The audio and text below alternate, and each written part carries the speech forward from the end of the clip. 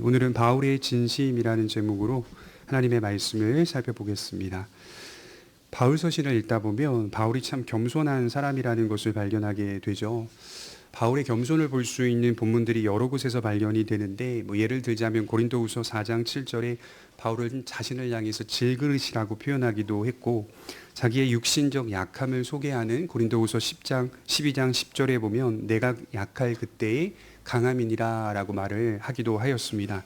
또한 우리가 잘 아는 말씀 중에 고린도전서 15장 10절에 보면 나의 나된 것은 하나님의 은혜로라 라고 고백하기도 하였습니다. 충성스럽게 사역을 감당하였으면서도 말년에 그는 자기 자신에 대하여 말하기를 죄인 중에 내가 괴순이라 라고 고백하기도 하였습니다. 이 밖에도 여러 본문에서 바울의 겸손을 들여다볼 수가 있습니다. 그래서 우리 모두는 바울의 이런 겸손이 믿음을 가진 자의 특징이 된다는 사실을 말씀을 통하여 배우게 되는 것이겠죠.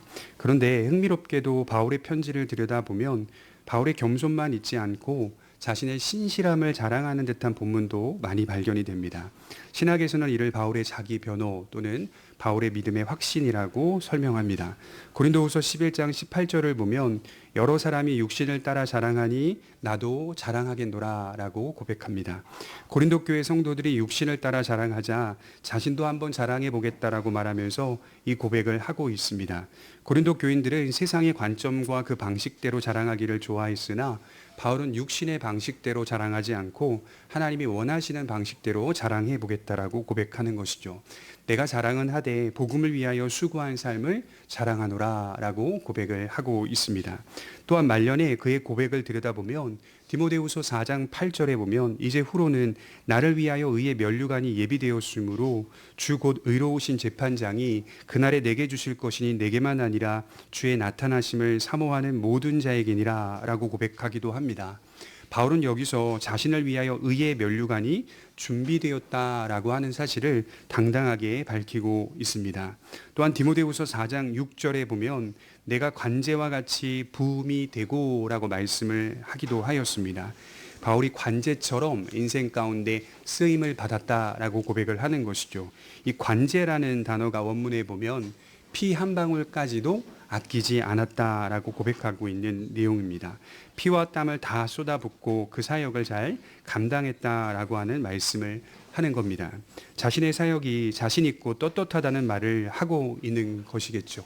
우리 사도행전 20장에 보면 밀레도에서 바울이 에베소 교회의 장로들을 청하여 마지막으로 고별 설교를 하고 있는 장면을 볼 수가 있습니다. 그 내용을 들여다보면 에베소 교회 장로들에게 내가 어떻게 당신들의 교회에서 3년이나 밤낮 쉬지 않고 눈물로 각 사람을 훈계하였는지를 기억해 달라고 호소하는 내용이 나옵니다.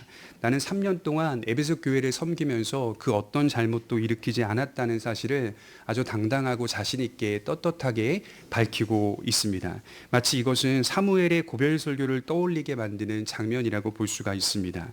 사무엘상 12장 1절에 보면 사무엘은 이스라엘의 공직을 떠나면서 자신은 하나님을 진심으로 경외하였고 그의 말씀을 이스라엘 백성들에게 신실하게 전달해 주었고 청렴하게 살았다는 사실을 아주 자신 있게 떳떳하게 밝히고 있습니다.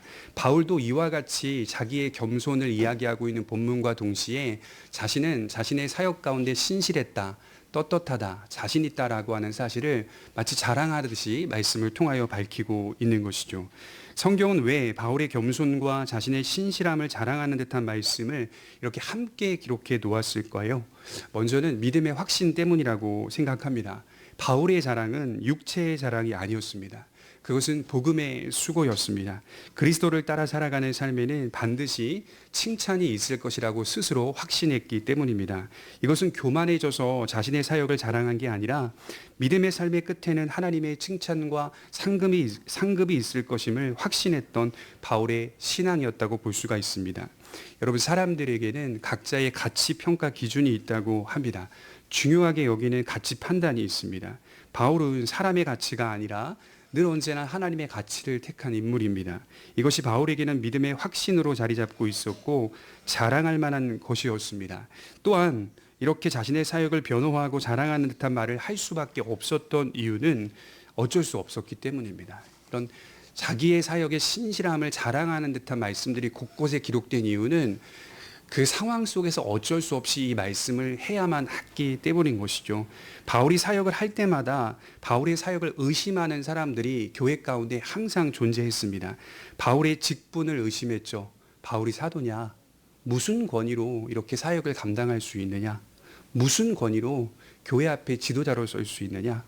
바울의 사역의 동기를 의심하기도 합니다. 저는 열심은 어떤 모종의 동기가 있어, 어떤 좋지 않은 어떤 이해관계가 있어서 그렇다. 어떤 욕심을 품고 하는 것이다. 바울 사역의 동기를 의심하죠. 바울의 진정성을 의심합니다. 분명 저들의 구원을 위하여 열심히 수고했는데 돌아오는 것은 많은 사람들의 의심뿐이었습니다. 그러니 이런 방식으로 자신의 사도직의 정당성, 사역의 순수한 동기, 진심을 전할 수밖에 없었던 것으로 보입니다. 그래서 오늘 데살로니가전서 1장을 이어서 2장을 보면 내용이 좀 매끄럽지가 않아요. 왜냐하면 교우들의 신앙을 칭찬하다가 갑자기 2장에 자기를 변호하고 자기 사역을 자랑하는 듯한 말씀을 이어가고 있는 것이죠. 잠깐 이 말씀을 하고 있는 거예요. 이 말은 지금 교회 안에 바울의 사역을 의심하고 있는 사람들이 생겨나고 있었기 때문입니다. 아마도 2장 14절에 등장하고 있는 불신자 동족에 의해서 일어난 의심으로 보입니다. 그러니까 바울을 의심하는 이 문제는 교회 안에 있는 신자들이 일으킨 것이 아니라 그 신자들과 관계를 맺고 있었던 불신자 동족으로 인해서 이 문제가 교회 안에 불거졌던 것이겠죠. 불신자 동족들은 성도들에게 바울의 사역의 동기와 진정성에 의문을 제기했습니다. 그래서 당시 교회에는 물리적인 핍박과 억압만 있었던 것이 아니라 정신적으로도 이처럼 공격하여서 데살로니가 교회의 설립자인 바울의 진심에 의심을 갖도록 흔들어 놓았던 것이겠죠. 그래서 바울은 2장에서 자신을 변호할 필요를 느꼈던 것입니다. 우리가 첫 번째로 살펴볼 것은 바울이 어떤 과정을 거쳐서 데살로니가로 오게 되었는지를 말해주고 있습니다. 우리 1절을 한번 볼까요? 1절과 2절입니다. 형제들아 우리가 너희 가운데 들어가는 것이 헛되지 않은 줄을 너희가 친히 아나니 너희가 아는 바와 같이 우리가 먼저 빌립보에서 고난과 능욕을 당하였으나 우리 하나님을 힘입어 많은 싸움 중에 하나님의 복음을 너희에게 전하였느니라. 우리가 너희 가운데로 들어갔다라는 표현을 쓰고 있죠. 이 말은 데살로니가라는 도시에 들어왔다는 뜻입니다. 그런데 여기 보시면 어떻게 해서 이곳까지 오게 되었는지 자기의 과거의 경로를 좀 들여다봐라 라고 말씀을 하는 것이죠. 여러분 바울은 여느 여행자처럼 편안하게 도시를 순례하면서 데살로니가까지 온 것이 아닙니다. 요즘은 여행하는 사람들이 참 많은 것 같아요. 마음만 먹으면 어디든지 갈 수 있는 세상입니다. 그런데 여행자들을 보면 대체로 편안해 보입니다. 제가 주로 보는 여행 채널 같은 경우도요, 보면 다 대부분 편안한 곳에서 주무시고요, 맛있는 음식을 먹고요, 여러 가지 좋은 관광지를 다니더라고요. 먹는 음식, 자는 곳, 다니는 장소들을 보면 하나같이 관광입니다. 바울의 여행은, 전도 여행은 관광이 아니었어요. 가는 곳마다 고난이 있었습니다. 데살로니가에 이르기 전에 바울은 빌립보에서 복음을 전파하며 교회를 세웠다라고 사도행전 16장에 기록하고 있죠. 여러분 빌립보에서 무슨 일이 있었는지 아시죠? 자색옥감 장사 루디아라는 여성을 만나서 복음을 전하였고 하나님은 그 여성의 마음을 여셔서 말씀을 듣게 하시고 믿음을 주십니다. 그리고 이 여성을 기점으로 유럽의 첫 교회가 세워지게 됩니다. 그런데 문제가 있었어요. 빌립보에서 하나님의 말씀을 증거할 때 그곳에 귀신 들린 한 소녀가 있었습니다. 귀신 들린 여종은 점을 치는 일을 하여 주인에게 큰 수익을 가져다 주는 그런 일을 하고 있었습니다. 바울은 예수님의 이름으로 이 여종을 치료합니다. 그러자 이 여종으로 인하여 이익을 얻었던 주인들이 큰 소동을 일으켜서 바울과 일행들을 고발하고 옷을 벗기고 매질을 가합니다. 원문에 보면 정신을 못 차릴 정도로 때렸다라고 기록되어 있더라고요.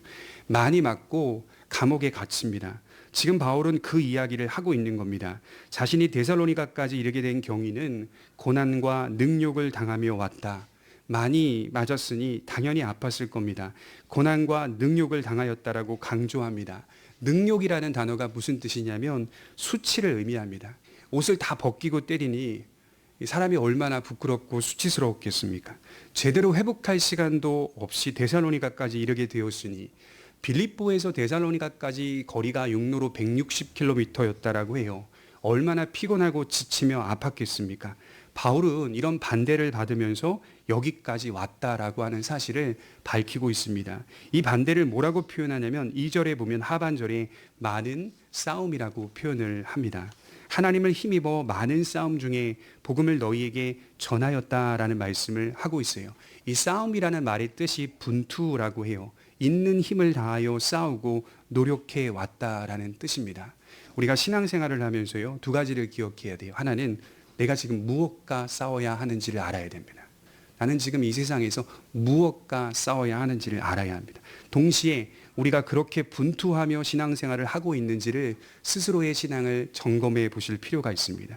여러분, 우리의 싸움은 혈과 육이 아닙니다. 에베소서 6장 12절에 보면 우리의 씨름은 혈과 육에 대한 것이 아니오 이렇게 말씀을 합니다. 우리의 싸움은 진리의 싸움입니다. 우리의 싸움은 영적인 싸움입니다. 복음과 복음을 반대하는 세력과의 싸움입니다. 그 모습은 마치 바울처럼 세상에서 고난을 통과하고 능욕을 당하면서까지 믿음을 지켜내는 믿음의 싸움이요 복음 전파의 싸움입니다. 얼마나 복음이 간단해요. 내용을 보면 예수가 그리스도다라고 하는 사실, 예수님은 메시아시다, 예수님은 구원자이시고 예수님은 부활하셨다, 예수님만이 생명을 주시고 심판하시는 분임을 증거하는 것이 얼마나 복음이 간단하고 단순합니까? 성경은 우리에게 재차 요청하는 것은 인생은 두 길밖에 없다라고 하는 사실을 말씀을 합니다. 예수를 믿는 길과 예수를 믿지 않는 길이라는 것을 아주 분명하게 전하고 있습니다. 우리 모두는 믿음의 길에서 분투하며 살아가고 있는 겁니다. 여러분, 빌립보 감옥에 갇혔을 때 바울과 실라는 하나님을 찬송했습니다. 그리고 하나님은 큰 지진을 일으키셔서 옥문을 여셨습니다. 근데 굉장히 흥미로운 사건이 뭐냐면 도망가지 않았다라고 기록되어 있어요. 간수가, 바울을 지키는 간수가, 그리고 다른 죄수들을 지키는 간수가 자살을 하려고 하였습니다. 죄수들이 도망갔을까 하여 죽으려고 합니다. 그러나 바울은 옥문이 열렸는데도 도망가지 않고 도리어 간수를 염려해 줍니다. 이 방식이 바로 우리가 살아가야 하는 믿음의 방식이고 믿음의 분투입니다. 얼마나 깊은 방식입니까? 옥문이 열렸으니 인간적으로 보면 좋은 기회이지만 그 좋은 기회보다 하나님의 뜻을 바라보며 더 깊은 생각과 판단과 선택을 하며 사는 것이 그리스도인의 삶이다라고 하는 것. 이것이 바로 십자가의 방식입니다. 그래서 이런 이야기를 통하여 바울은 내가 겪은 고난과 능욕, 수많은 세력들의 반대를 보라라고 말을 하는 것이죠. 간단히 말해 그런 것 같아요. 의심이 데살로니가 교회 안에서 막 불러일으키고 있을 때 사기꾼은 고난받지 않는다, 이 얘기를 하는 거예요. 내가 사기꾼이었다면 고난과 능욕을 통과하면서까지 여기까지 오지 않았다라고 하는 사실을 1, 2절에 밝히고 있는 것이죠. 그런 반대를 겪으면서 여기까지 이르러 또다시 그 복음을 전파하고 있다는 사실을 두 눈 똑똑히 뜨고 보라는 거예요. 내가 당한 고난과 능력이 곧 나의 동기와 진정성을 입증하고 있다는 뜻입니다. 무슨 말씀인지 아시겠죠? 여러분들의 과거의 삶이 신앙의 진정성과 동기를 입증해 주는 겁니다. 내가 지금까지 살아왔던 과거의 믿음의 생활들이 온전치 못하다면 그게 입증이 잘 안 되겠죠.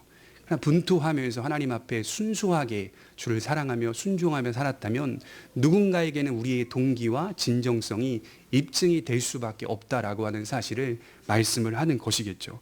여러분, 사람은 본성적으로 고난을 싫어합니다. 조금이라도 불편하거나 어려움은 회피하려 합니다. 특히 손해보기 싫어합니다. 그래서 겉으로는 잘 믿는 것처럼 보이지만 들여다보면 손해보지 않으려고 애쓰며 살아갑니다. 바울이 만일 거짓된 사람이라면 고난과 능욕 앞에서 떠나갔을 겁니다. 자기의 사명을 내려놓았을 것입니다.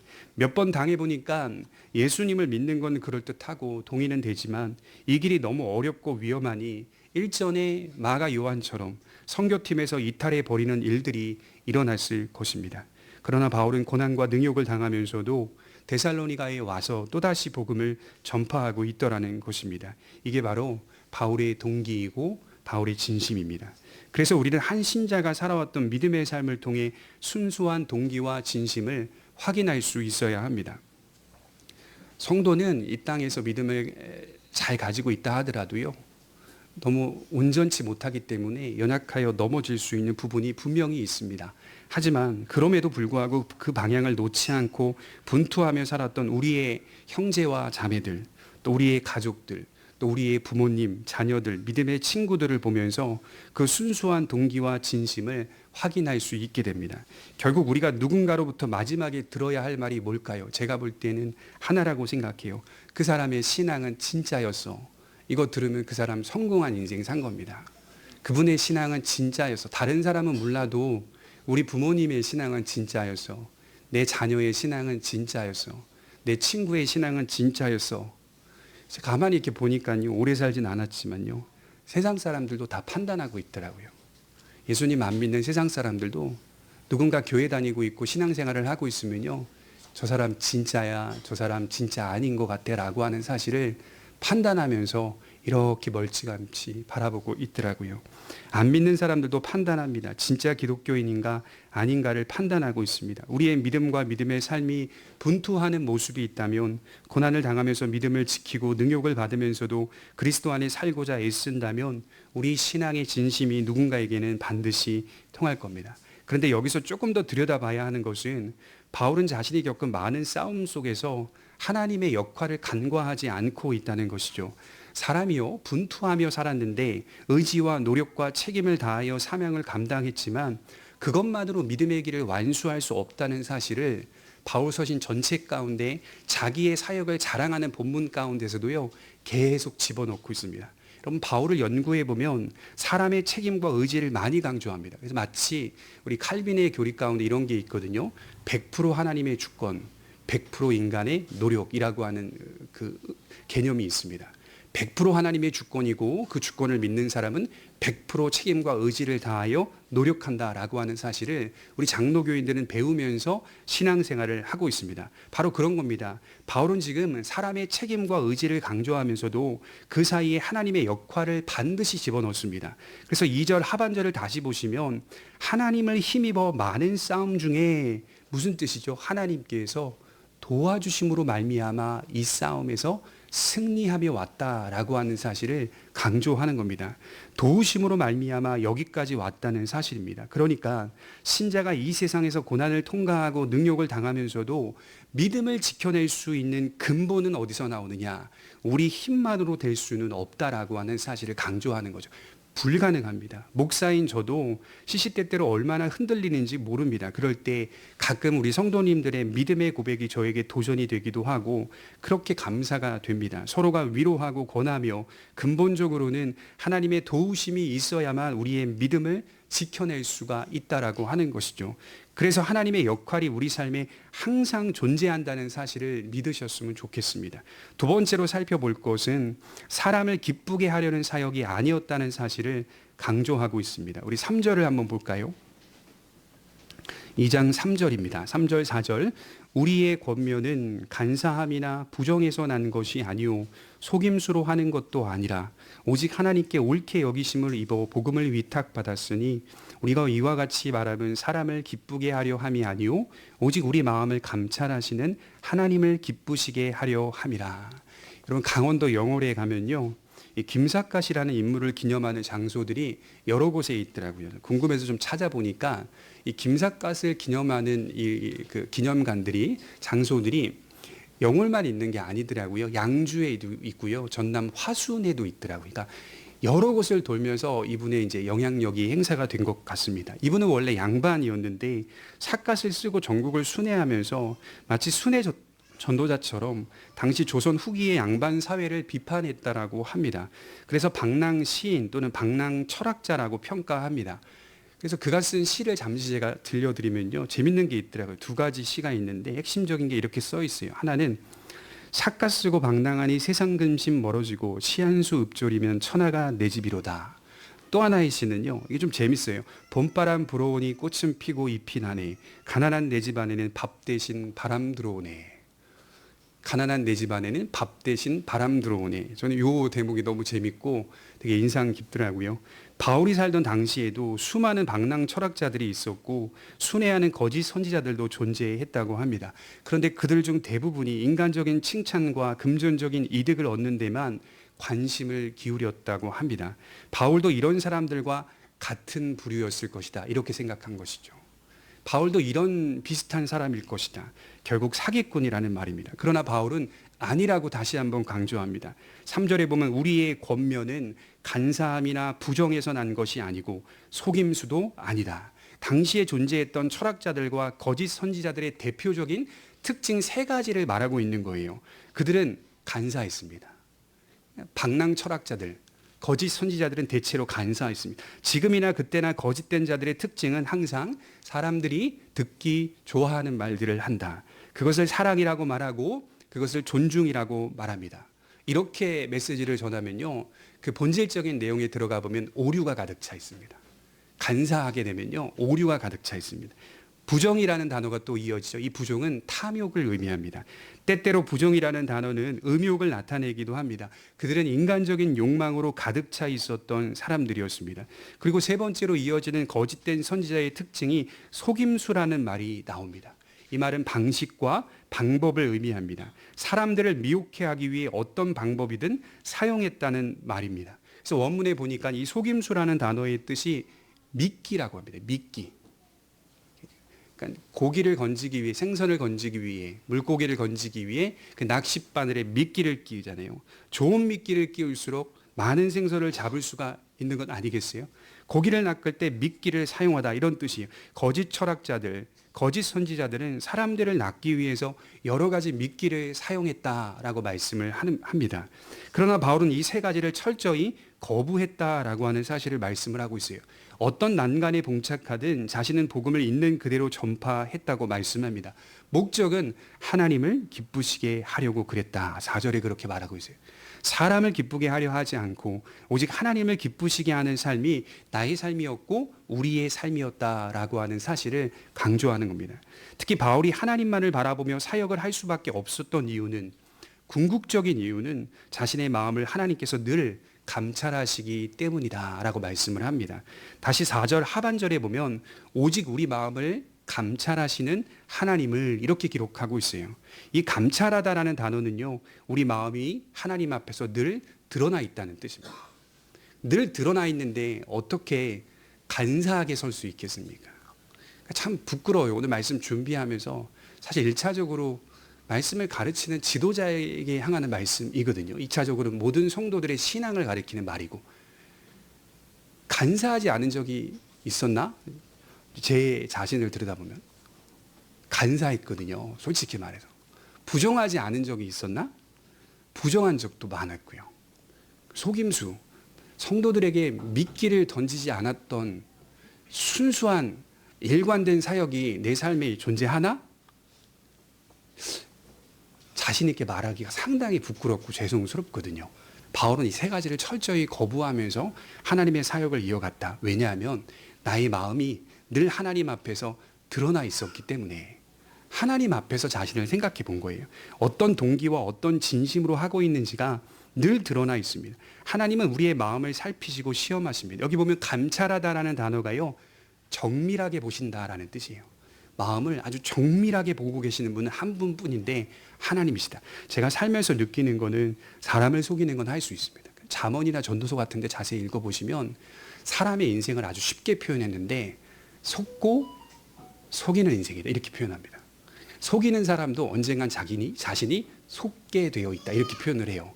속고 속이는 인생 속에 물들어 있는 것이 우리의 전체 인류의 모습입니다. 서로의 마음이 보이지 않으니까 어떤 마음으로 그 말을 하였는지, 어떤 마음으로 그 행동을 하였는지가 전혀 보이지 않습니다. 속일 수 있습니다. 위하는 척하면서 위하지 않는 사람들도 상당히 많습니다. 그러나 하나님은 각 사람의 마음을 정밀하게 보고 계십니다. 바울은 하나님을 사랑하여 순수한 복음을 전파하였습니다. 그러나 하나님을 사랑한다고 해서 시시때때로 변하는 자신의 마음을 점검하지 않을 수 없었습니다. 저와 여러분들은 예수님을 구세주로 믿습니다.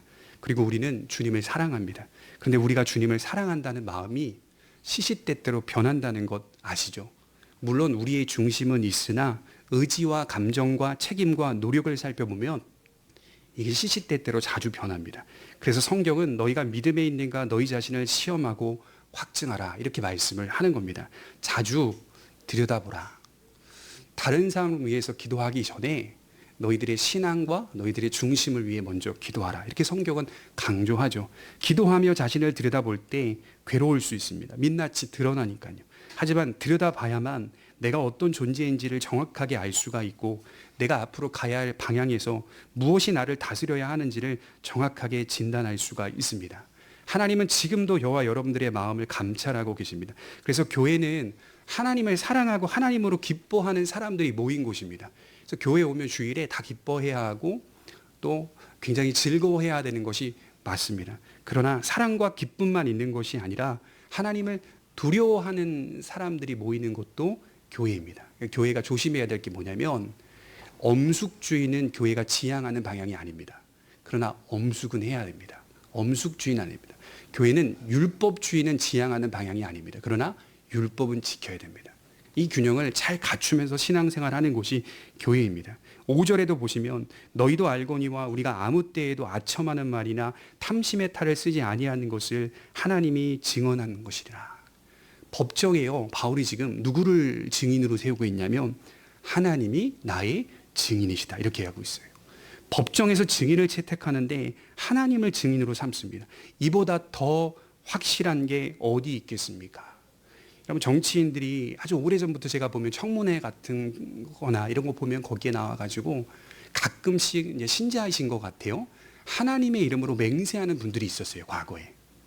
근데 그런 것들을 보면 참 눈살 찌푸리게 하는 그런 모습이었습니다. 바울은 지금 그런 행동을 하는 게 아니라 진심으로 자기의 사역에 확신을 고백하고 있는 거예요. 하나님만이 나의 증인이시다. 바울은 매우 떳떳했습니다. 복음은 포장하거나 타협하지 않고 순전하게 전파해야 합니다. 때론 복음이 불편하고 고통스럽게 들리더라도 있는 그대로 전달해야 하는 것이죠. 그래야만 죄인들은 세상이 줄 수 없는 위로와 기쁨을 누릴 수 있게 되는 겁니다. 우리의 삶도 마찬가지입니다. 탐심의 탈을 쓰고 신앙생활하는 것은 바람직하지가 않죠. 그래서 너희가 믿음에 있는가 너희 자신을 시험하고 확증하라. 자주 들여다봐라. 늘 타협하며 신앙생활하는 게 아닙니다. 자신을 포장하며 신앙생활하는 것도 아닙니다. 순전하게 신앙을 세워가려고 애쓰는 사람들이 모이는 곳이 교회 공동체입니다. 믿음의 길이 불편하고 고통스럽더라도 이것이 영광스럽고 명예로운 길임을 잊어서는 안 되는 것이겠죠. 마지막 세 번째로는 사역의 태도를 말하고 있어요. 우리 7절과 8절을 보겠습니다. 우리 7, 8절 같이 읽겠습니다. 시작. 우리는 그리스도의 사도로서 마땅히 권위를 주장할 수 있으나 도리어 너희 가운데서 유순한 자가 되어 유모가 자기 자녀를 기름과 같이 하였으니 우리가 이같이 너희를 사모하여 하나님의 복음뿐 아니라 우리의 목숨까지도 너희에게 주기를 기뻐함은 너희가 우리의 사랑하는 자 됨이라. 어떤 태도로 내가 너희를 대했는지를 한번 살펴봐라. 그 이야기를 우회적으로 하는 것이겠죠. 사실 사도로서 마땅히 권위를 내세울 수 있었습니다. 그래서 그렇게 말해요. 그리스도의 사도로서 마땅히 권위를 주장할 수 있으나 이렇게 말하고 있어요. 사도로 내 권위를 행사하는 건 정당하다. 그러나 사도의 권위로 대하기보다는 두 가지의 비유를 들어 설명합니다. 7절에 보면 우리가 너희에게 네피오스 유순한 자가 되었다라고 말씀을 하고 있어요. 이게 개역 개정에는 유순한 자가 되어라고 기록이 되어 있는데요. 이게 헬라어 원문에 보면 갓난아기라는 뜻입니다. 그러니까 번역이 매끄럽지 않았던 거예요. 바울이 데살로니가 교회의 성도들을 대할 때 어떤 자로 대했냐면 자기 자신이 갓난아기가 되었다는 뜻입니다. 내가 어린아기, 조금 더 범위를 넓혀보면 아주 작은 나이에 어린아이가 되어서 성도들을 대했다라고 말씀을 하는 것이죠. 무슨 뜻일까요? 순수함을 강조하는 표현입니다. 내가 갓난아이가 되었다. 내가 어린아이가 되었다. 순수하게 데살로니가 교회를 섬겼다. 그래서 아무리 세상이 부패하고 타락해도 이렇게 보면요. 어린아이들은 예나 지금이나 순수합니다. 요즘 어린이들도 만만치 않다라고 비판하는 분들도 있는데요. 그래도 제가 어린아이들 만나보면요. 순수합니다. 작은 환경이나 작은 조건만 주어져도 그렇게 즐겁게 놉니다. 많은 음식 아니어도 서로 나눠 먹으면서 좋아합니다. 여기서 어린아이, 갓난아기라는 단어는 긍정적으로 사용되고 있는 표현입니다. 바울은 이해관계가 아니라 순수한 동기로 그들에게 들어갔다라고 말씀을 하고 있어요. 또 다른 하나의 비유를 보면 자신을 유모라고 표현하고 있어요. 이번엔 자신이 유모가 되었다. 트레포스라는 단어인데요. 유모처럼 사랑했다. 이 고대 근동에서는 유모는 사랑의 대명사라는 말이 있어요. 유모가 하는 일은 대체적으로 젖을 물리는 일입니다. 젖을 물리는 건 사랑에 초점을 둔다는 뜻이고, 당시의 유모라는 단어의 의미를 들여다보면 먹이다, 키우다, 모든 것을 제공하다라는 의미를 가지고 있다라고 합니다. 글쎄 이렇게 보니까요, 참 유모보다는 어머니라는 단어가 훨씬 더 낫지 않았을까. 바울이 표현할 때 메트르라는 단어가 따로 있는데요. 자신이 데살로니가 교회에 들어갔을 때 너희를 대할 때 나는 너희에게 메트르 같이 대했다. 어머니처럼 대했다. 이런 표현을 쓰지 않고 왜 트레포스 유모라는 단어를 사용했을까 의문이 좀 들었어요. 보니까요. 데살로니가와 같은 헬라 도시에서는 어머니보다 유모의 역할이 더 컸다고 합니다. 어머니도 자녀들을 맡아서 유능하게 보살피는 사람이지만 유모는 모든 것을 제공하는 존재로 서 있었다고 합니다. 그러니까 바울 입장에서 볼 때 데살로니가에 들어와 보니까 나름 꽤 잘 사는 도시예요. 다 집집마다 유모가 하나씩 있어요. 부유한 헬라 도시에서는 유모의 역할이 훨씬 더 컸다고 말씀을 하더라고요.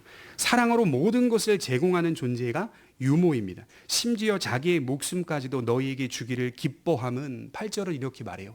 이 목숨이라는 단어가요, 이제 흔히 말하면 어떤 분들은 이게 육체적 생명을 주기를 기뻐했다, 이렇게 이해하실 수가 있는데 그런 단어가 아니라요, 푸슈케입니다. 내 영을 주기를 원했다, 이런 뜻입니다. 내 자아 전체, 나는 없고 내 자아는 없고 내 자아가 전체가 너희에게 드려지기를 원했다. 자신의 마음과 영혼을 뜻합니다. 자기 자아 전체를 너희에게 주기를 기뻐했다라고 말을 합니다.